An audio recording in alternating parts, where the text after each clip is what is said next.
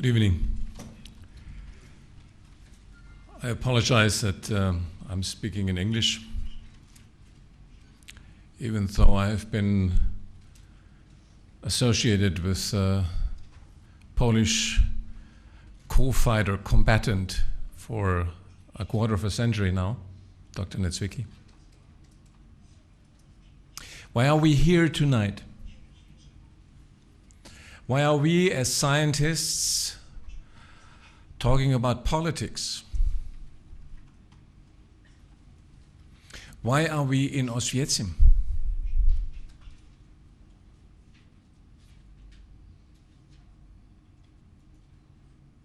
Why did we invite you?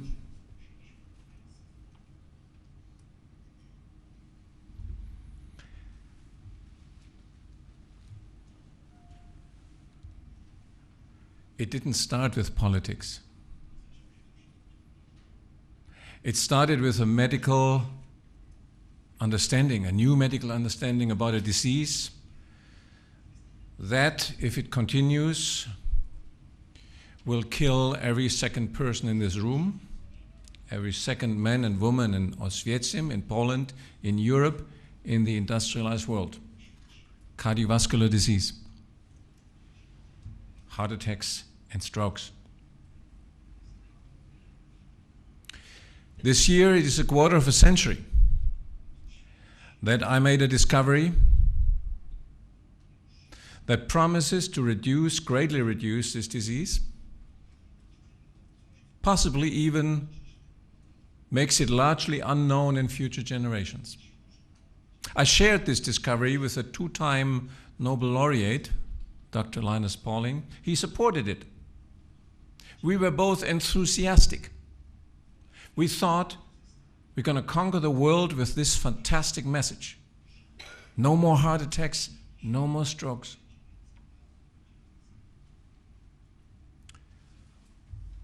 Little did I know that this is going to be an uphill battle.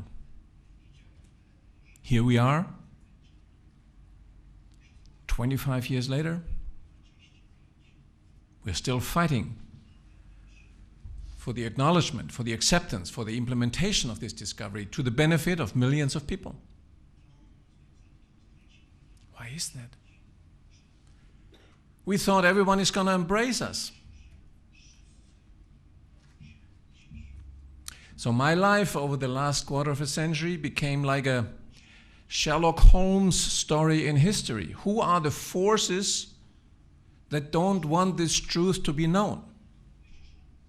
Who are the forces who deliberately shorten the life of people who die from heart attacks and strokes in the middle of their lives?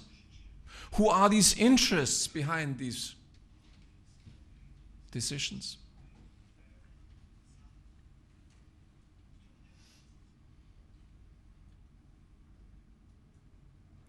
We soon found out that there is no coincidence behind this.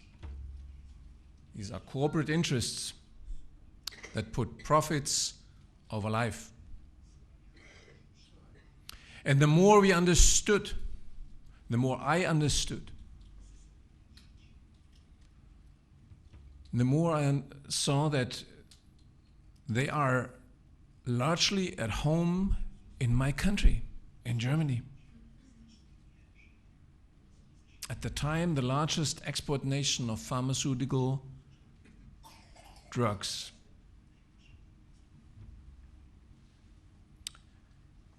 And the more I went into history, the more I realized that these companies had a history. And this history led to this town, to the crime scene that is just a few kilometers away from here. So it was now 12 years ago that we first met a survivor of this crime scene, of the concentration camp Auschwitz. His name was August Kowalczyk. We met him at a conference in The Hague. We presented what we knew about IG Farben and how these interests are blocking to this day life-saving information. August spoke too about his experience here in Auschwitz. I will not forget, after the evening was over, he came to me and he said,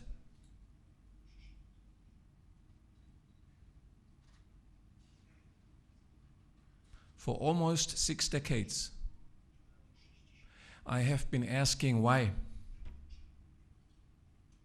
Why was I able to escape the concentration camp? And why did millions of others have to die there?" And tonight, he said, in 2003, I got the answer. Because I needed to meet you guys.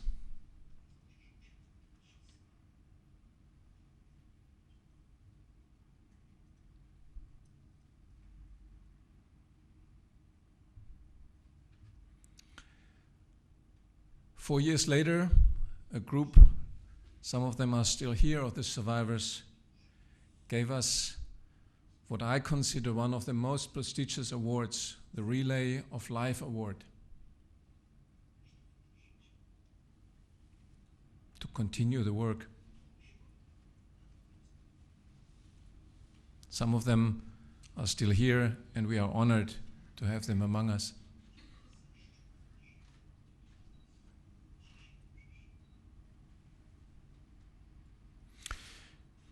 We already heard about IG Farben. I didn't know about IG Farben from school.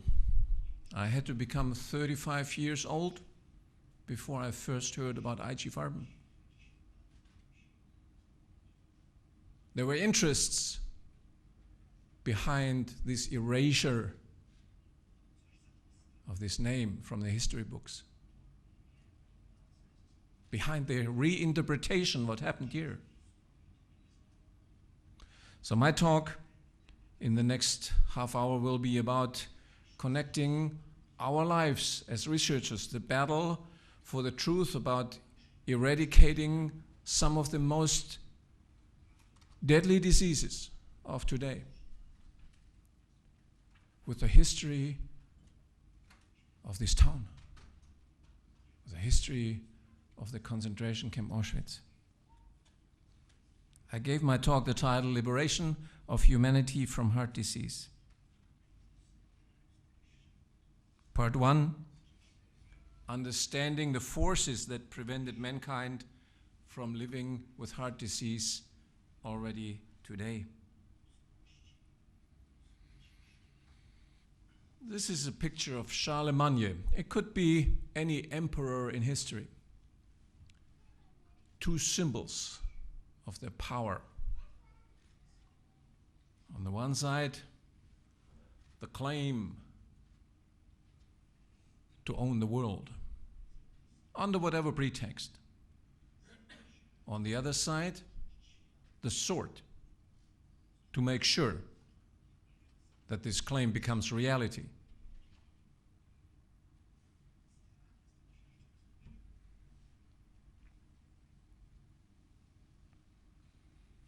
We all know that the emperors disappeared, and 90 years ago they were replaced by a group of people who didn't call themselves emperors. They called themselves gods. This was not a description by third people. This was the description they gave themselves, the title they gave themselves. The Council of Gods.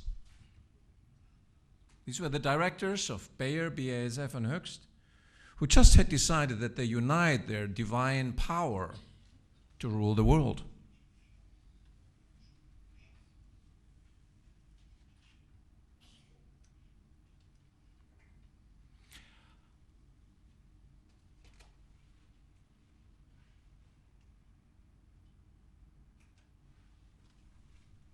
The real God created nature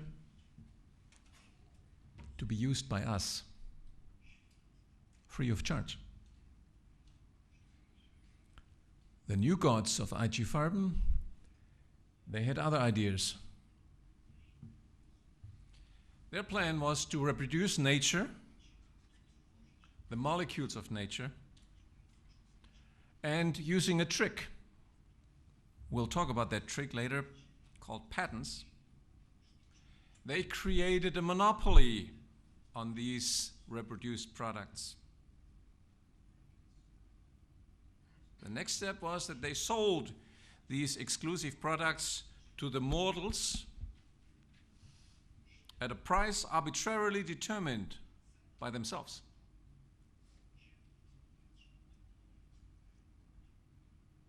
Not enough. Then they used their giant profits to finance ruthless organizations, among them the Nazis, to launch a global conquest, also known as World War II, and they supplied them with all war essential materials.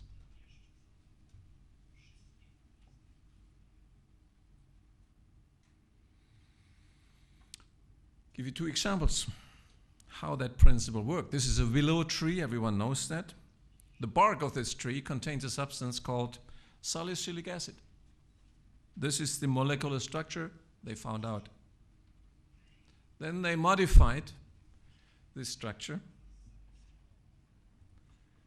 with a little group here at the side called an acetyl group, and the rest is known to you as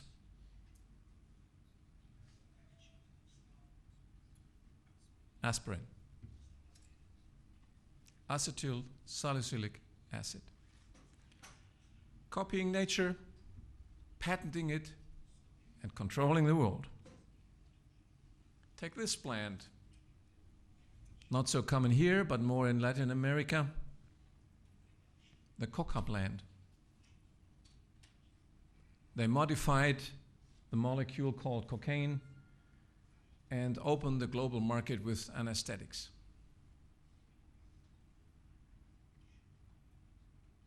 Their claim to world control were patents.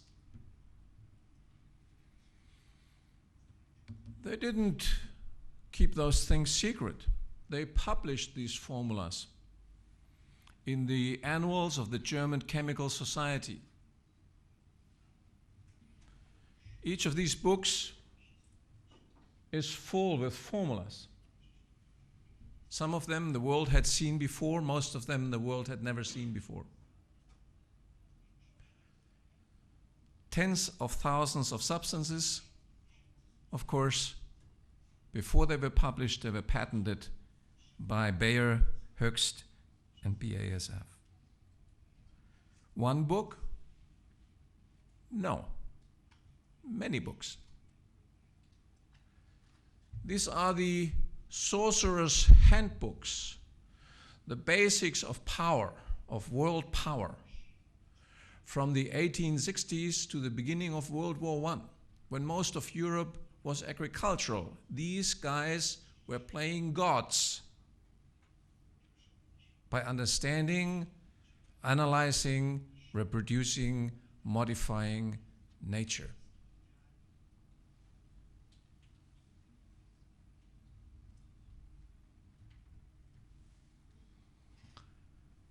Theoretical knowledge? When we look at the IG Farben handbook, on the products they came out with, we understand that this company owned entire societies. They produced the fertilizers for the farmers. They produced synthetic gasoline for the cars that just came up. They produced synthetic textiles. They produced synthetic rubber, synthetic pesticides, synthetic pharmaceuticals, and.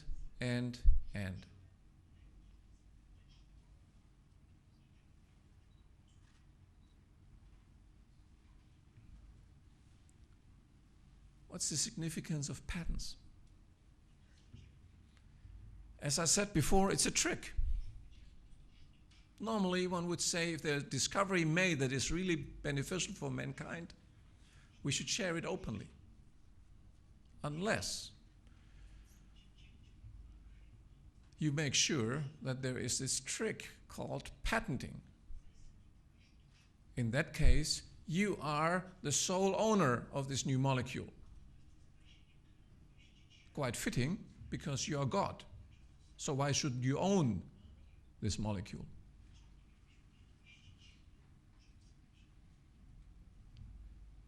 So the patented nature, and with the help of this legislation, they owned it.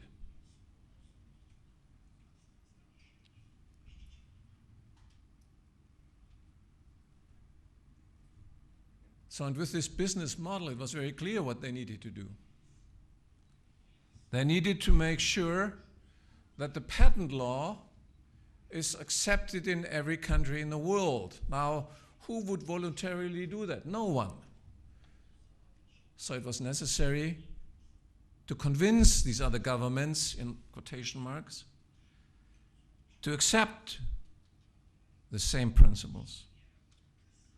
And as I said, they didn't want to do this voluntarily, so there was some other plan necessary. Their marketing song, which was copied by the Nazis, was "Today we own Germany, tomorrow the entire world." And here on this map you see, this is North America, South America, Africa, Europe, Asia.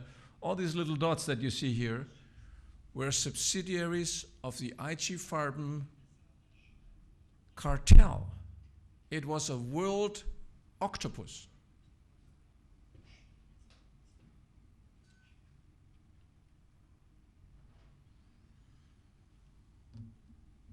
So, and since the other countries didn't want to accept the patent laws voluntarily, the Council of the Gods decided it's time to use this other insignia of power, the sword.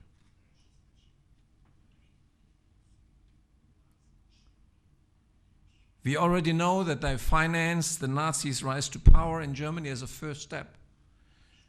These were the ruthless guys who would be helping them to achieve their goals. Not only that, they prepared the Nazis for the military conquest of the world. 100% of the synthetic gasoline of the Wehrmacht during World War II was produced by IG Farben. 100% of the synthetic rubber needed to conquer other countries was produced by IG Farben. 100% of the bombs and other explosives used during World War II by the Nazi Wehrmacht were produced by IG Farben. This is not a guess made by me or our team. These are the documents from the Nuremberg War Crimes Tribunal against 24 managers of IG Farben.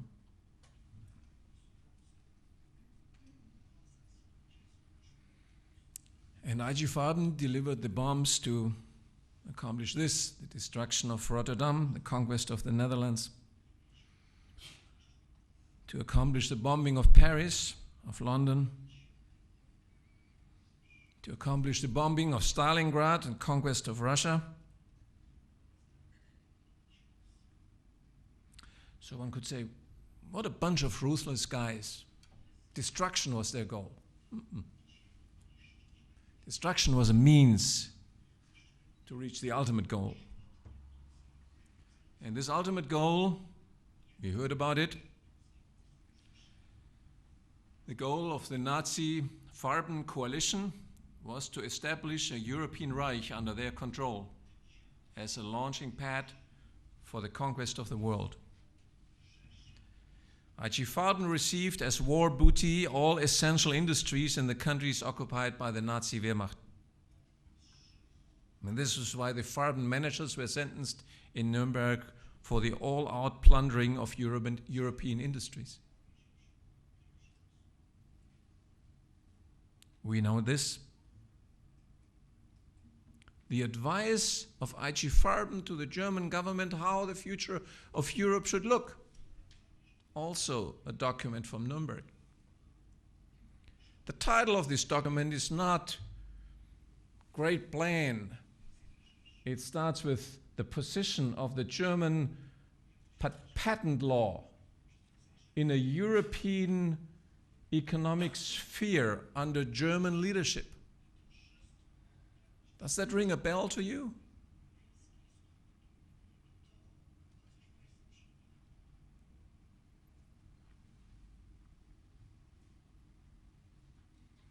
Another picture from their product book.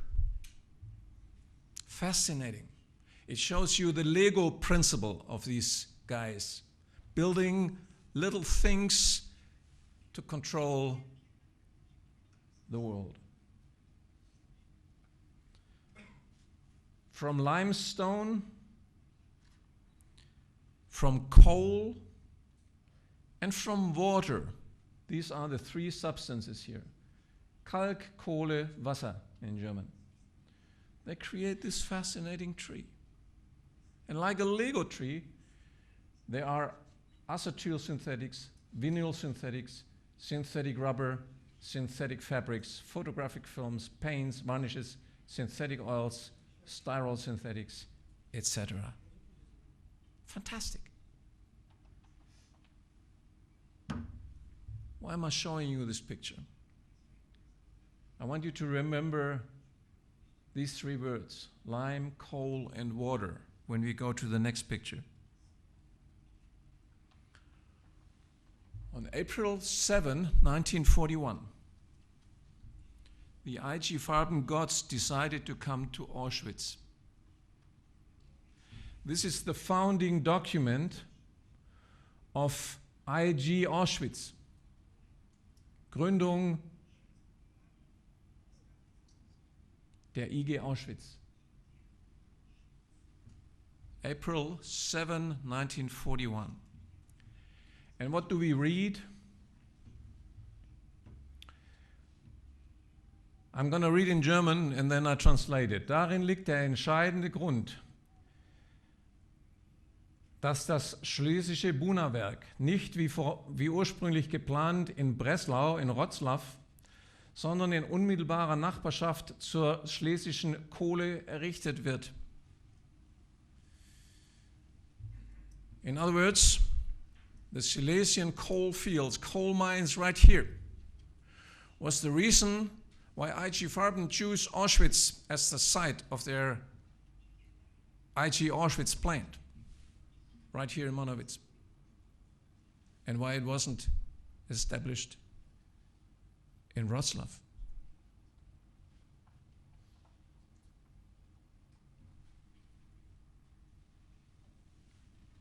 Coal, water, Vistula River.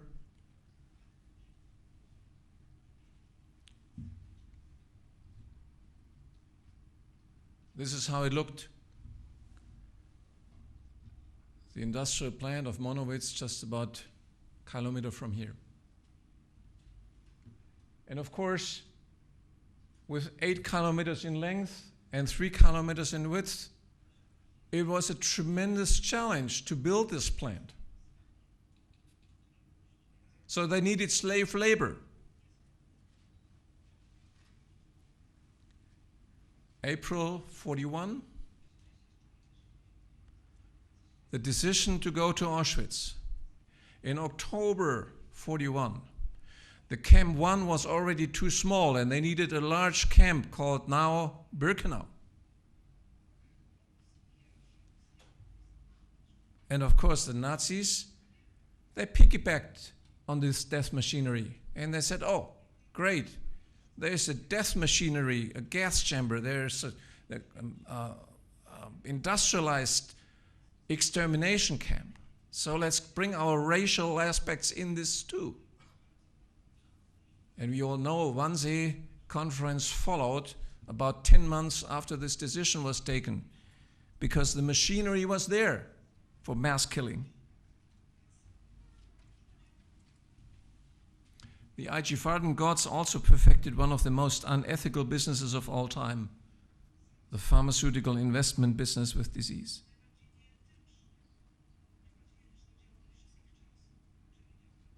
You can approach any disease in two principal ways.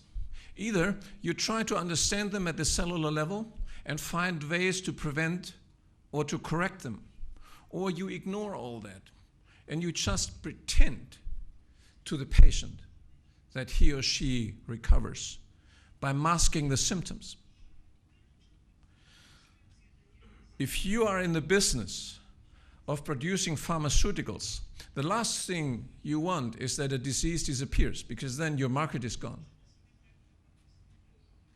So if you are designing an industry that actually defines diseases as markets by law, in order to save this industry, you cannot go to correct the cause at the cellular level. You have to mask the symptoms of disease. And therefore, about 80% of all pharmaceutical drugs that are on the market in Poland today, in the world today, are merely covering symptoms. And this is why we don't know much about the cellular level, how diseases are generated. The advantage of investing in the masking of symptoms is tremendous. First of all, diseases continue as markets. Your market remains. Actually, it expands, because these synthetic drugs, they keep this disease going. And even better, the side effects, the known side effects of synthetic drugs, which are for the body are toxins, they cause new diseases. More than 40% of the drugs currently prescribed to people in the industrialized world, including Poland, are potentially cancerogenic, causing cancers. What a fantastic business model.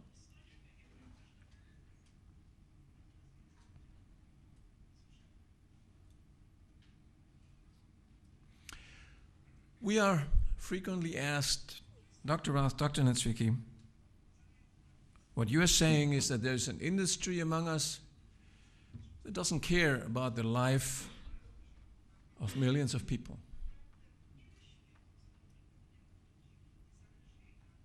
We can't believe this. You're making this up. This is conspiracy theory. What do we say? Well, my friend, you need to think twice. They've done it before. This is Fritz Termer, director of Bayer,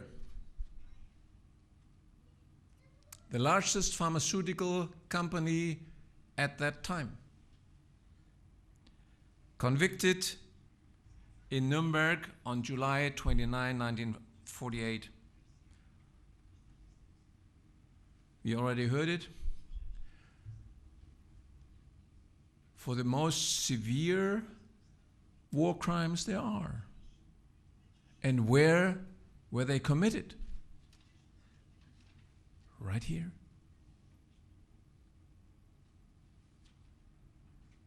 Fritz Termer was the highest ranking corporate official responsible for what happened here.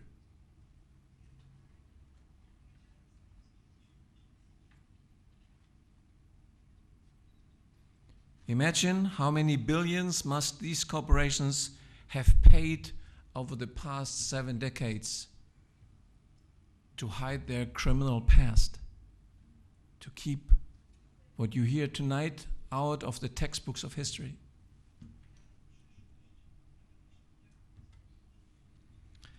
We're entering part 2 of my lecture, The Battle for the Right of Mankind to Live Without Heart Disease, taking place right now.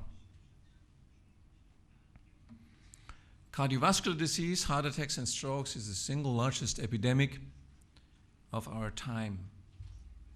It's paradise for the pharmaceutical investment business. The last thing they need is that anyone comes along and says, we can reduce this market.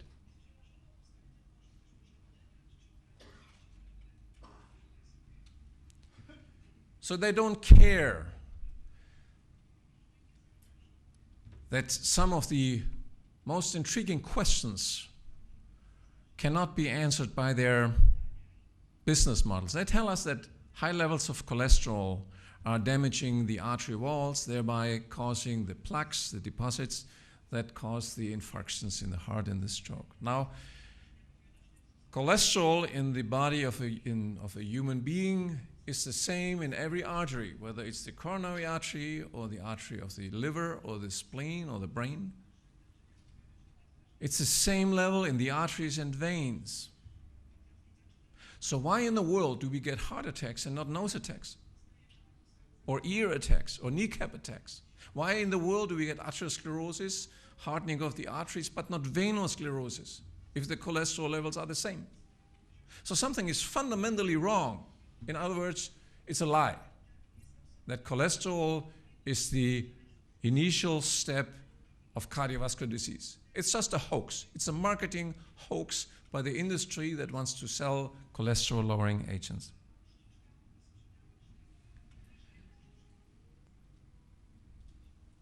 And that's the reason why they're telling you that hoax.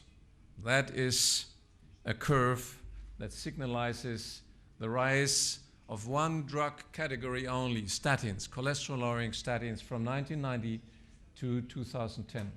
Almost $40 billion each year in global sales from a drug that is built on a hoax. And because it's a hoax, the epidemic continues.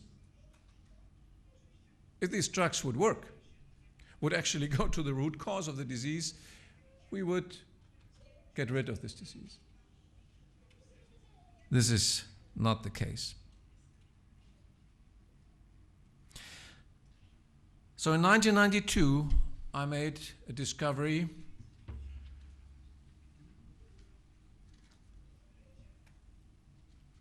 that casts a new light on the cellular origin of cardiovascular disease. What is the real cause why these deposits develop that ultimately clog the arteries? And when I shared it with two-time Nobel laureate Linus Pauling, he said, well, this is one of the greatest discoveries in the second half of the 20th century. And in his last call that he published before his death, he and I wrote the conclusion. This is his own handwriting. The goal is now in sight, the abolition of heart disease as the cause of disability and mortality for the present generation and future generations. Well, this was a declaration of war for these interests that had defined this disease as a multi-billion-dollar market. And here is, in summary, the discovery. There are two ways to stabilize the artery walls and keep it healthy. The first one is you have enough collagen. These are the reinforcement molecules that keep the artery wall stable and prevent the deposits. The single most important molecule that is needed to produce collagen is vitamin C. Most animals, your dogs, your cats, most mammals produce high amounts of vitamin C and have high amounts of collagen. And therefore, cardiovascular disease in the animal world is essentially the exception. We humans cannot produce vitamin C in our bodies because we lost it during evolution. Frequently get too little vitamins in the diet. What happens is we produce too few reinforcement molecules. And in our artery walls, cracks and crevices develop. And it becomes necessary that repair factors in our blood enter the wall with the goal to do what? To repair it. And suddenly we understand that there is a reason why these plaques develop, why these deposits develop.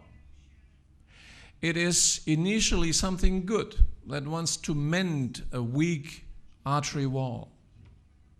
Only if the vitamin deficiency continues over many years, over decades, then this repair process overshoots and the plaques develop. The old concept of cardiovascular disease says, well, cholesterol is bad. If you are unlucky, you have high cholesterol levels and you get cardiovascular disease because some major force in heavens or in hell is dooming you. The new concept says it all makes sense. Your artery walls are too weak and repair becomes necessary. So once you know this, you can initiate the repair process that is normal, which is giving enough vitamins in the diet, producing enough collagen, avoiding the development of deposits, preventing heart attacks and strokes.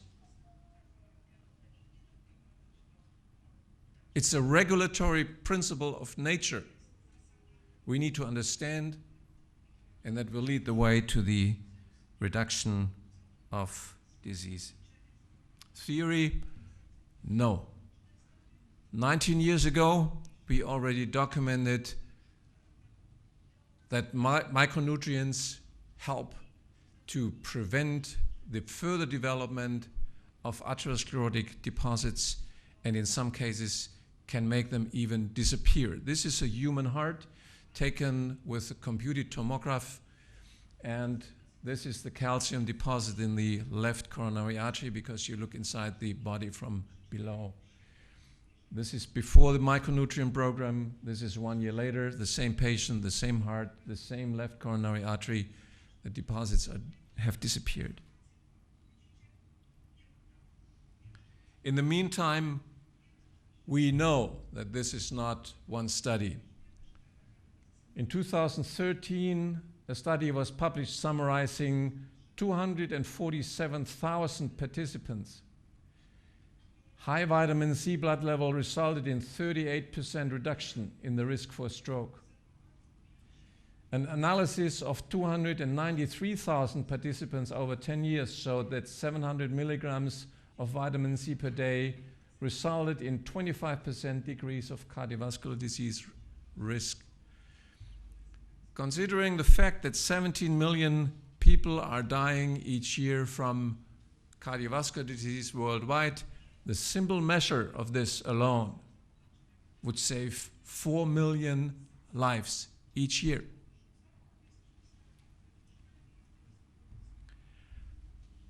With this discovery, with this understanding, cardiovascular disease has become so easy to understand that a school child in primary school can understand it. This is a normal artery wall. You look inside its cross-section. When cardiovascular disease begins with low vitamins in the diet, little cracks and crevices develop between the cells, and the mending, the repair molecules, they enter the wall and are deposited there. When this process continues and overshoots, the bulge, the deposits develop that eventually clog the arteries. And now comes the most interesting aspect. As we've shown in this clinical study that I just shown to you, this process is reversible. In other words, if you stabilize the artery wall, if enough collagen is being produced, these deposits, these repair molecules that are inside the wall are released, thereby reversing this process. There's no guarantee for this, but we've shown it that it happens. And we suddenly can now solve all those open questions that I raised at the beginning.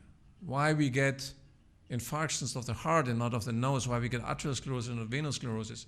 We get infarctions of the heart and not the nose because the heart is the only organ in the body that constantly pumps. So the mechanical stress of the pumping heart exposes the underlying weakness of the coronary arteries. We understand why we get deposits in the arteries because the blood pressure in the arteries is about 100 times higher than in the veins. So it exposes, the high blood pressure exposes the underlying weakness of arteries as opposed to veins. And of course, we now understand why animals don't get heart attacks, because they produce high amounts of vitamin C in their own bodies, which we can't. None of these questions can be solved by the cholesterol theory. None of them. And this year, thanks to our fantastic research team under Dr. Netswicky's guidance, we were able to ultimately confirm this new understanding. We created an animal model, an artificial model, an animal that does not produce vitamin C, just like we humans. And they genetically inserted one of the repair factors. And they studied, does this repair factor enter the artery wall of these animals when the plaques develop? And here is the result. You look inside the artery wall of one of these animals, and on the right-hand side, let's start with this, you see a normal wall. The white area is where normally the blood flows. The lining here, the collagen lining, is intact. No cracks, no crevices. Now, if you put these animals on a low vitamin diet, you see that these linings are broken. And where they are broken, plaques develop. Exactly like in the human system. And when we analyze these plaques, we'll find these repair factors accumulating inside.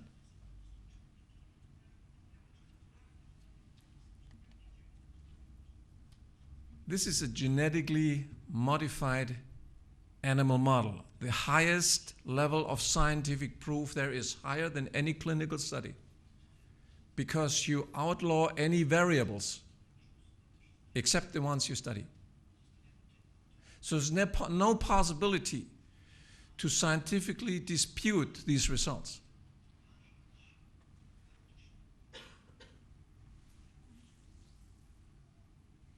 We know from scurvy among sailors, they died within 4 months from hemorrhagic blood loss because, as we already know, no vitamin C produced in the body.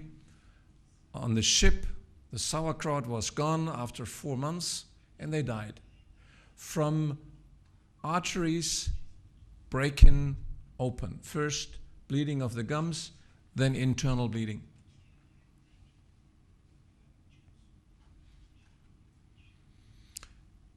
Now, if we go back to the history of humans, to our ancestors, a few thousand generations ago, Europe was under a thick ice layer.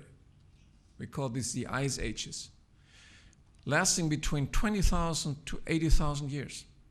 So for thousands of generations, our ancestors grew up in harsh climatic conditions, with the number one problem is, where do I get enough food, and above all, enough plant food rich of vitamins? Of course, they didn't know about vitamins, so they died. They died from scurvy, like flies, unless they inherited repair factors. And this is why these repair factors that we look at today are human specific, because they were life-saving. A child that had this repair factor didn't die, because at times of vitamin deficiency, repair factor was mending the arteries. The child could grow up, have children on its own. The repair factor was passed on to the next generation, and suddenly we find ourselves as a species in which 50% of the members of this species, meaning you and millions of others, are at risk for cardiovascular disease, a health condition that is essentially unknown in the rest of the animal or mammal world.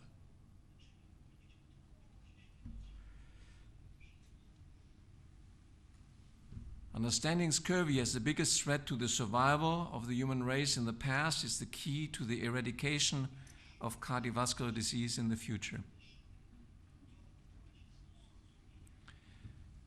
And it's not just cardiovascular disease.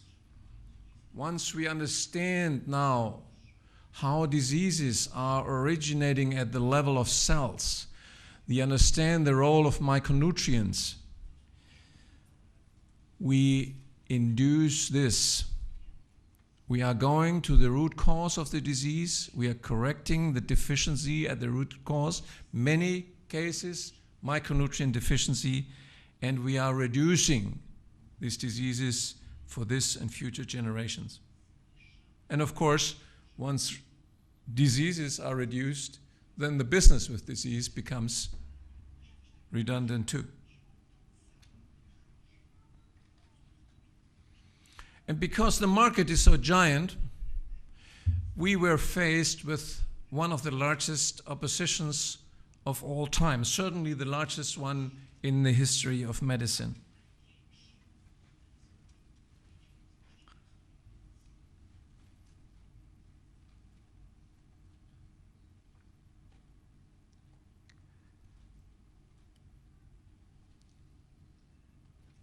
Over the last 12 years, over the last 22 years, we were faced with more than 100 lawsuits brought against this medical breakthrough by the lobbyists of the pharmaceutical business with disease. When you go to the internet, you read about our work, you think, what are these people doing? So defamation, distortion is another tool of the pharmaceutical lobbyists to prevent that the truth is prevailing. So you may ask the question, why are we here today? With 100 lawsuits, you normally drown. That's the reason.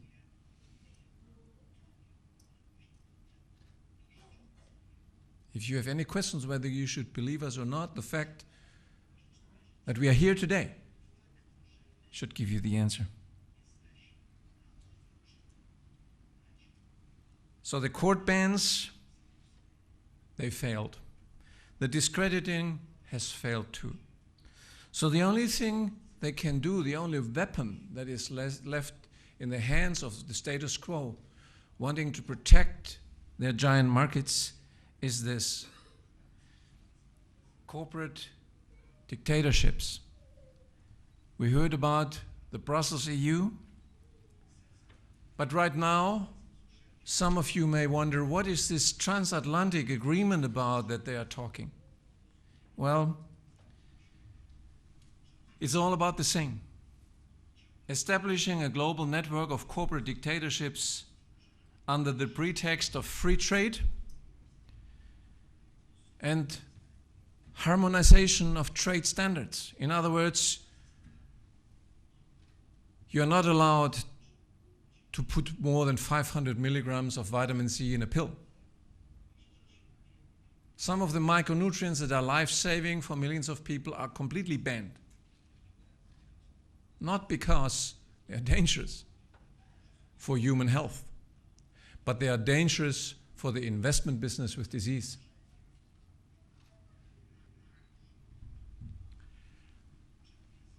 We tonight, the people of this planet, we stand at a crossroad. We can choose a world shackled or a world liberated from disease. If we choose the second, we need to do something. We heard about the movement of life, and Dr. Nitzwicki in the next presentation will go into more details. Movement of life means taking advantage of scientific breakthroughs in natural health. If you want to know more about anything you've heard so far on health, go to our Research Institute website. There you'll find many more aspects and a lot of information substantiating those statements. Movement of life means taking action to liberate mankind from today's most common diseases. Movement of life means promoting sustainable solutions that help improve the life of millions in rich and poor countries. Plant a citrus tree. If heart attacks and strokes are primarily caused by too little vitamins in our diet, the first thing every child in kindergarten should learn is how to plant a little citrus tree. Or for that matter, if the citrus tree doesn't grow because it's too cold, take an apple tree. Contains vitamin C, a little bit less than citrus. Do you understand the power of this message? Liberate ourselves from the dependency of drugs. And it's not about vitamin pills. It's about knowing. Health, medicine comes to your garden, comes to the farms.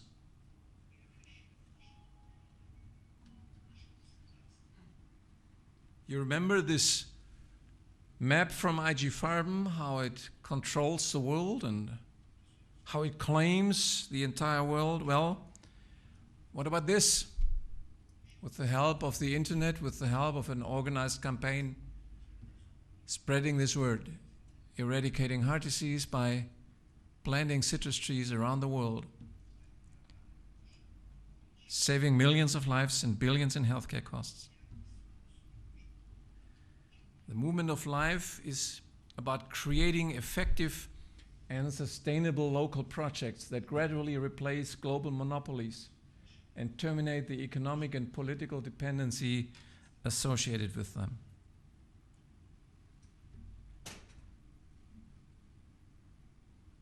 Movement of life is the battle of mankind for the right to live without preventable diseases, for the right of mankind to decrease economic dependencies in the industrialized world and above all in the developing world. And it's the battle of mankind for protecting democracy against corporate dictatorship. Thank you for your attendance.